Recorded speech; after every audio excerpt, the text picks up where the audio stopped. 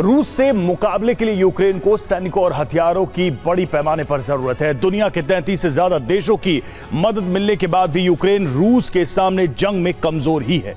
हालांकि कई मोर्चों पर यूक्रेन बड़े हमले कर रहा है, लेकिन उससे रूसी सेना की आगे बढ़ने की गति पर असर नहीं पड़ रहा है। ऐसे में यूक्रेन ने रूस को नुकसान पहुंचाने के लिए अपने एजेंट्स सक्रिय कर दिए हैं। रूस में यूक्रेन के एजेंट्स महत्वपूर्ण ठिकानों पर सैबोटाज हमले कर रहे हैं। देखिए यूक्रेन कैसे रूस को नुकसान पहुंचाता जा रहा है।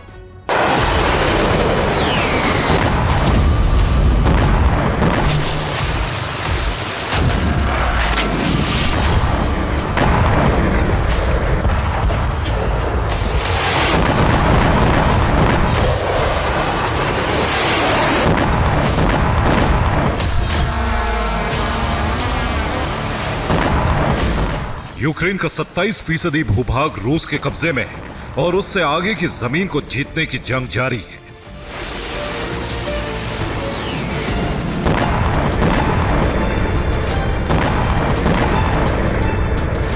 पूर्वी यूक्रेन की जमीन पर करीब 3 साल से जंग जारी है और यूक्रेन विदेशी हथियारों की मदद से इस जंग में टिका है।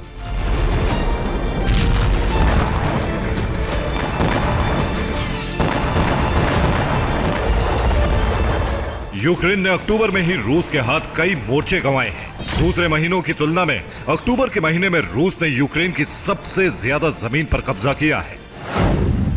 अक्टूबर के महीने में रूस ने यूक्रेन का 414 वर्ग किलोमीटर इलाका कब्जा किया है।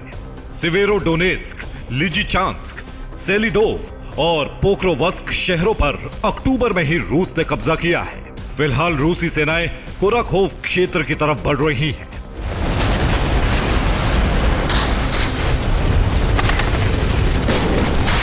यहां भी यूक्रेन जंग में कमजोर साबित हो रहा है और रूसी एडवांस को रोकने में नाकाम हो गया है।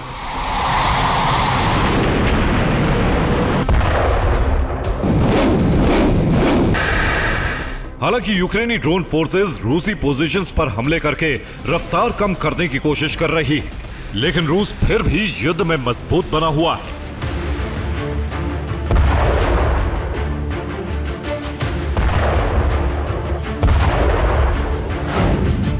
यूक्रेन का दावा है कि 2 नवंबर के हमले में डोनेस्क क्षेत्र में रूस के 1410 सैनिक मारे गए हैं। इसके अलावा रूस के कई सैन्य वाहन नष्ट कर दिए गए हैं। इसके साथ ही यूक्रेन ने लुहांस्क पर 8 ड्रोन हमले भी किए हैं।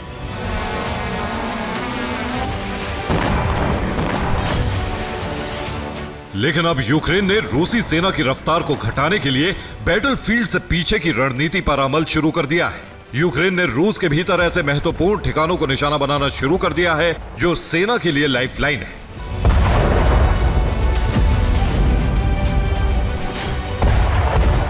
यूक्रेन के एजेंट्स ने रूसी रेल रोड को टारगेट बनाना शुरू कर दिया है।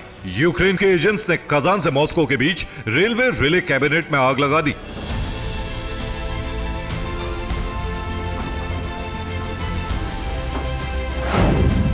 रिले कैबिनेट ट्रेन को सिग्नल देने का काम करते हैं। इसके जरिए ही ट्रैक बदलने का काम किया जाता है। रिले कैबिनेट नष्ट होने के बाद रेलवे ट्रैफिक की रफ्तार रुक जाती है। यूक्रेन के एजेंट्स रूस के प्राइवेट कॉरिडोर को निशाना बना रहे हैं। इन कॉरिडोर से डिफेंस इंडस्ट्रीज को कच्चा माल सप्लाई किया जाता है। कच्चे माल की सप्लाई रुकने से रूसी डिफेंस प्रोडक्शन धीमा हो रहा है।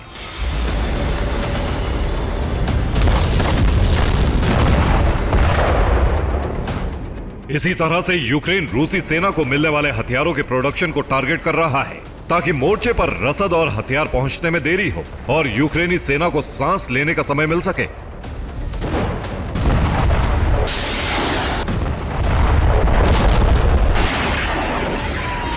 यूक्रेन इसी रणनीति के तहत रूस के अहम इंफ्रास्ट्रक्चर को निशाना बना रहा है।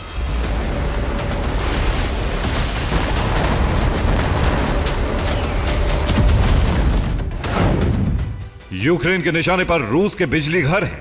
बीते हफ्ते यूक्रेनी एजेंट्स ने समारा में बिजली घर में आग लगा दी। समारा में रूस की बड़ी डिफेंस मैन्युफैक्चरिंग इंडस्ट्री है। समारा की मैन्युफैक्चरिंग इंडस्ट्री का रूस की जीडीपी में 40% योगदान है। इसीलिए यूक्रेन ऐसे अहम सेक्टर को निशाना बना रहा है। इसके अलावा रेलवे नेटवर्क पर हमले किए जा रहे हैं। रेलवे से ही रूस सेना का मूवमेंट करता है। रेलवे से ही मोर्चे पर रसद और हथियार पहुंचाए जाते हैं।